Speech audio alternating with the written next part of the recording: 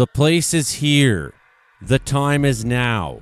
There is no other place. There is no escape from Earth. There is no other planet to go to. Humans will not be an interstellar species any further than the moon, and in the very far, slim chance a human ever gets to Mars. The things we have to overcome for space travel are impossible. We cannot surpass the universal speed limit of light.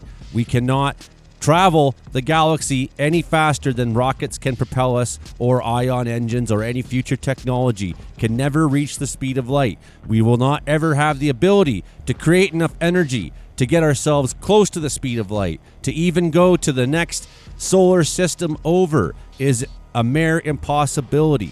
Cosmic radiation would have untold destructive ability on our body. We would not be able to design a spacecraft that could shield us from that with under the weight restriction it would take to achieve a reasonable speed to cross this, the great chasm of space. With any technology, conventional or unconventional, that we have in the next 1,000 years available to us, it will not be possible to do this. This is the planet we have. This is the place we have to fix. This is the place we have to love, to live on, to grow, to become a rare and special species. Human intelligence is a rare thing in the universe. Intelligence is rare. Of the tens and hundreds of billions of species that have ever existed on Earth, only one has developed written language that we know of. No one is coming to save us. No one is crossing the great chasm of space. No one is coming back from the future to visit us.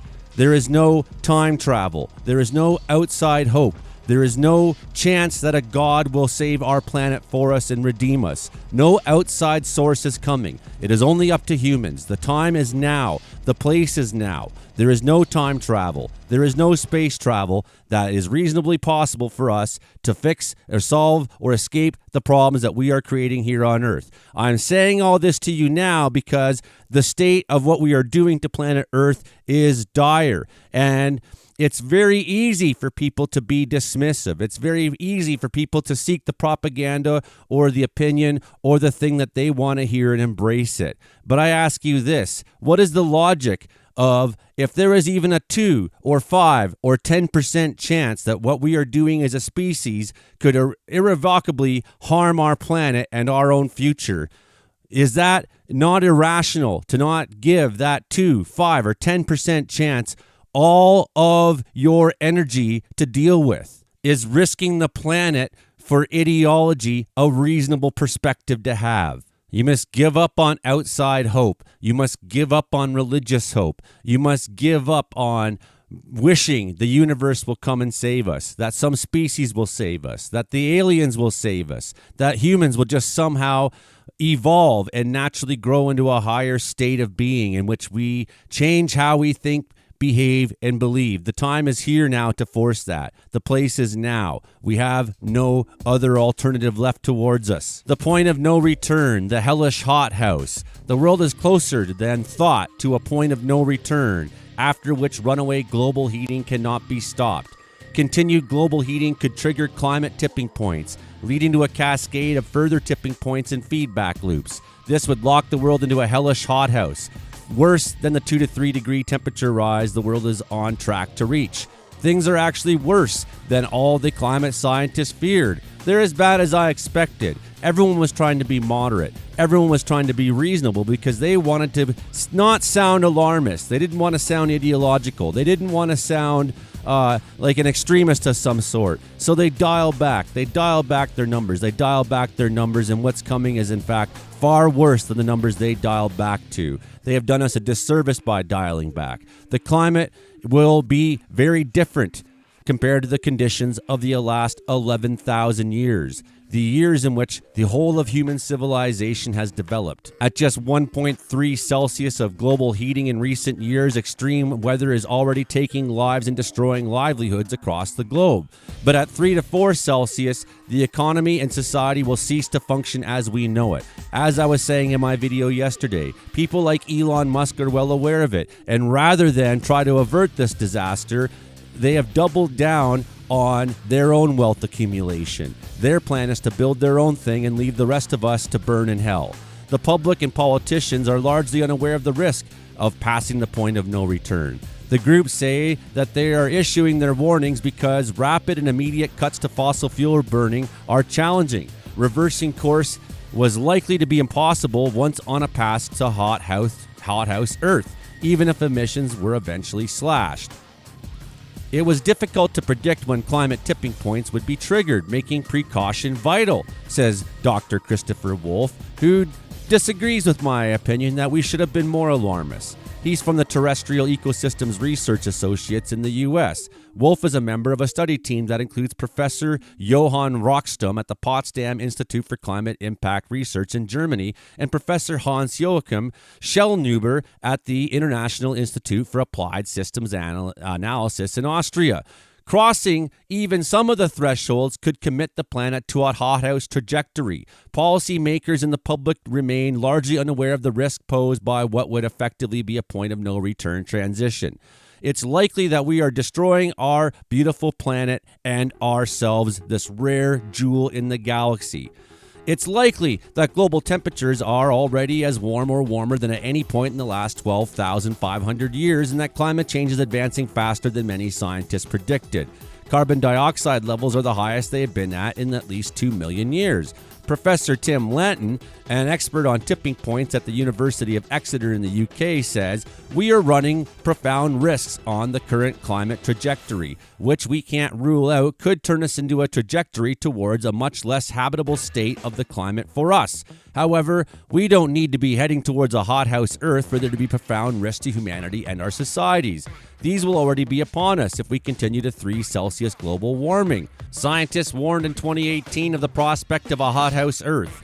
In this scenario, global temperatures stay significantly above the 4 Celsius rise of current worst-case climate scenarios for thousands of years, driving a huge rise in sea level that drowns coastal cities. The scientists said that the impacts of a hothouse Earth pathway on human societies would likely be massive, sometimes abrupt, and undoubtedly disruptive. And as I said, people like Elon, people like the rich, the oil-owning class, the business class, the Epstein class, President Trump himself are throwing a tantrum and have been for many years now, trying to disregard, trying to dispute, trying to shed some sort of darkness on anybody who would speak up against the climate crisis that's ahead of us. It's in their own interests, of course, to deny these things. They don't want to change. They refuse to change. In fact, what we've done is institute a regime that is committed to not changing, a regime that is committed to the end of the earth, a regime that is committed to wiping out humanity. Donald Trump repealing acts that are put in place to try to help have a strategy for climate change, to have words to address the problem. The very idea of pollution is under attack by the Trump administration. And this man, he's like a giant baby throwing a big tantrum. The President of the United States is a colicky baby. And now Mark Carney and the whole country has to face that constant decision. Do we pick him up and walk him around and make soothing sounds, or do we let him lay in his crib and cry it out? Thanks, Jeff Wicke, for that clip.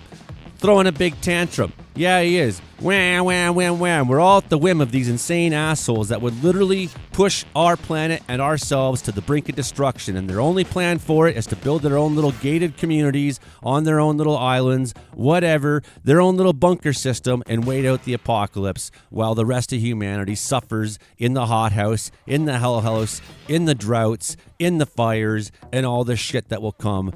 Clearly, if we ever have a 4 degrees Celsius temperature global average above where we are now. Trump's repeal of a climate determination will encourage wanton destruction.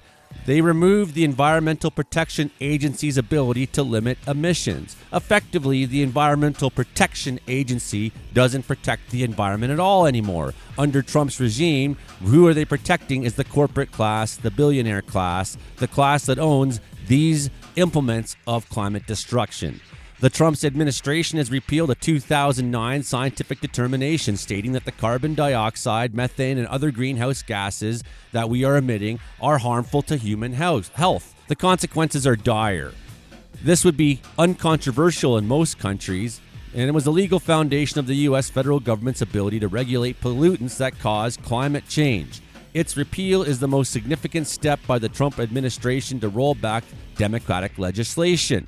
that removes the Environmental Protection Agency's ability to limit emissions. It forms part of broader American efforts to dismantle climate protections and makes the world's second largest polluter a global outlier on environmental policy.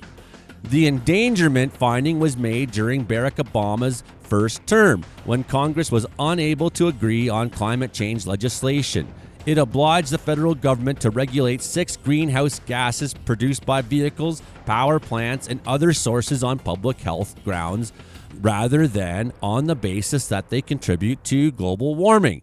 To hell with that. So even that, they made it so bland that it was about, how much pollution, how much smog are we allowed to have? You young people don't remember the age of smog. The smog used to be so bad in the 80s and 90s. It's so much better across North America than it used to be. We are making progress, and people like Trump would have us go further back to the 70s, back to when you could set the Ohio River on fire.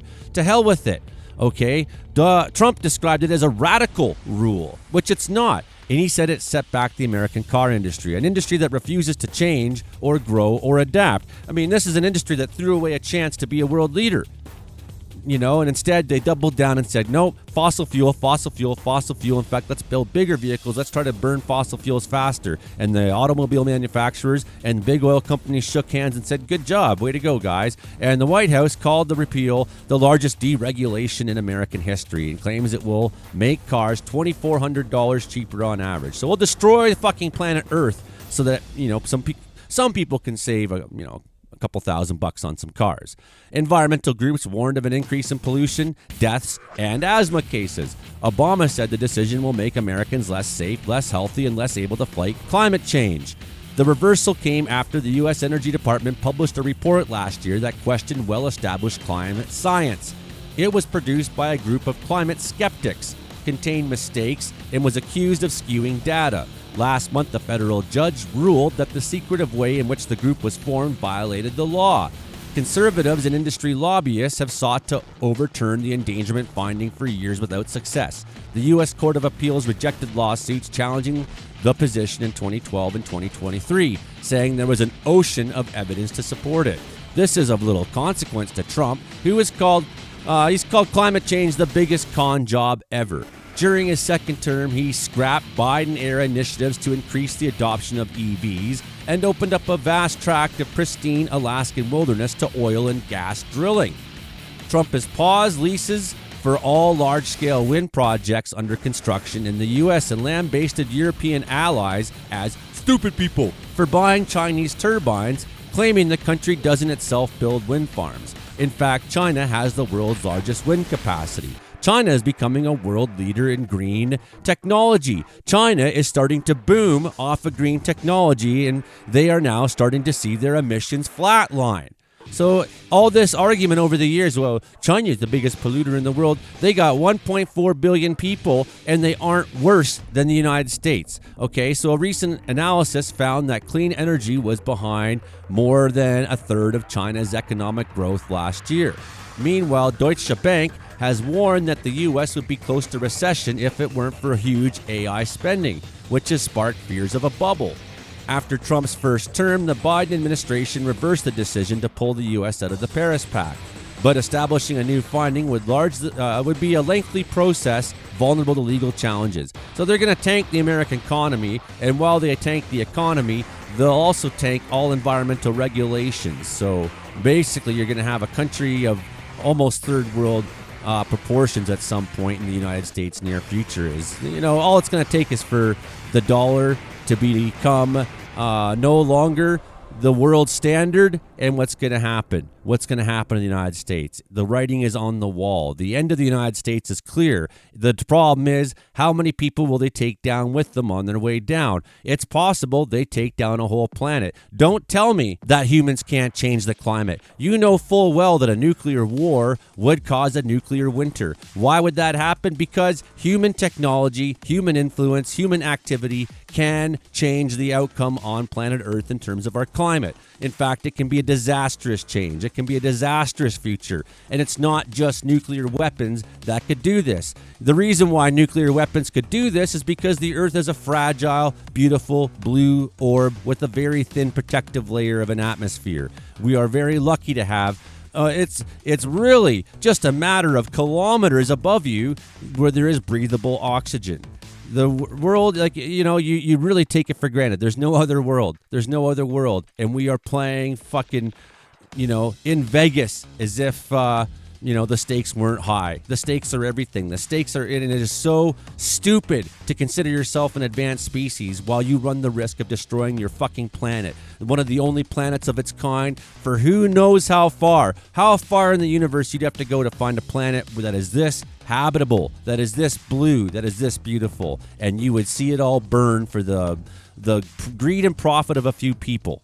Nothing would illustrate my point more than the U.S. pressuring Vanuatu at the UN over the ICJ landmark climate change ruling. So what's going on is, you imagine you're Vanuatu and you are at risk of having your entire island swallowed by the ocean as the seas rise, which they are rising. It's a matter of fact, no matter what you think. The United States is urging governments to pressure Vanuatu to withdraw a United Nations draft resolution supporting a landmark International Court of Justice ruling that countries have a legal obligation to act on climate change. So basically, they're trying to pressure this country that's in danger of going extinct under the waves. It's like, will you agree to destroy yourself?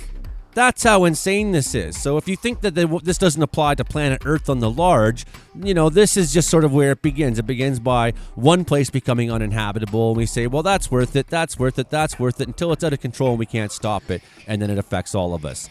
Right? It's insane. It's absolutely insane. So the U.S. State Department cable seen by Al Jazeera on Saturday says that the Trump administration strongly objects to the proposed resolution being circulated by the Pacific Island nation of Vanuatu in support of last year's ruling.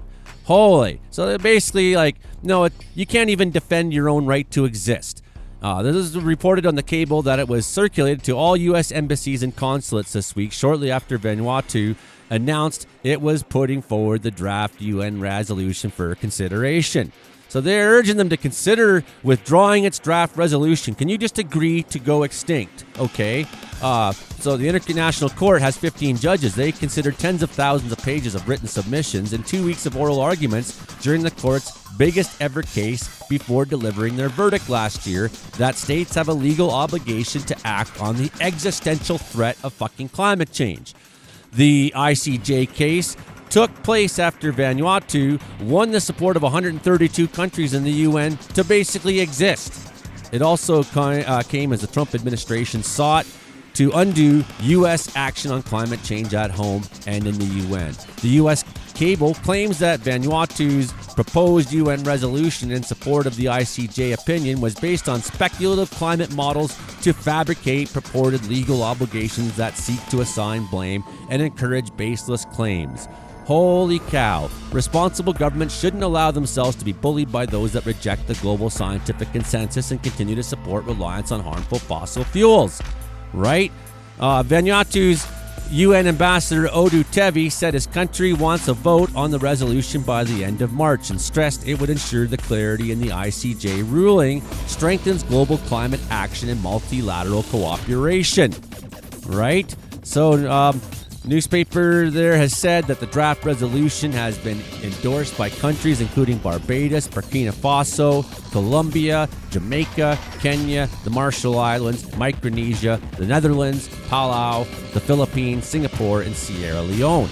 Most of these countries are already experiencing the worsening effects of climate change, so they understand that it's crazy because Trump's promising drill baby drill for oil in this second term as he withdraws from UN climate bodies, including the top climate change treaty body, which is the UN Framework Convention on Climate Change.